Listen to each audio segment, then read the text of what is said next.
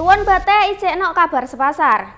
Aksi kekerasan kedaden nok wilayah hukum Polres Tuban.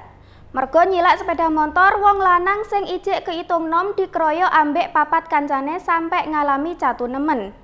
Tim Satreskrim Tuban gerak cepet terus kasil ngamano pelaku nok nggon delikane.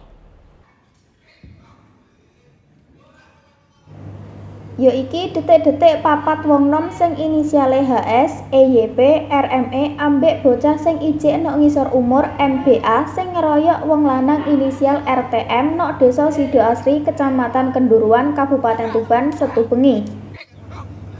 Ketok nok njero video amatir warga, korban ora berkutik pas dijotosi bareng-bareng ambek kancane. Awale korban nyileh salah sijine montor nggone pelaku, tapi amarga montor ora balik-balik, pelaku ambek konco-koncone langsung goleki terus petuk korban nok salah sijine kafe.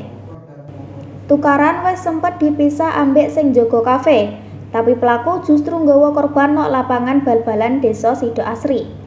Nok nggon iki korban langsung dijotosi ambek disadui bareng-bareng. Akibate korban catu nok sisih sirahe ambek kemeng nok lengen tengene.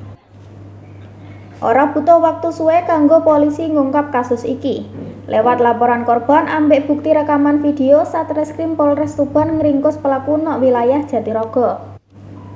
AKBP Alaidin Kapolres Tuban ngomong motive diawali gelo mergo sepeda montore ora dibalik-balikno ambek korban. Mergo kelakuane tersangka saiki kena pasal 262 ayat 1 KUHP mergo pengeroyokan. Pelaku keancem paling suwe 5 tahun penjara. Siki Muhammad, JTV, Tuban.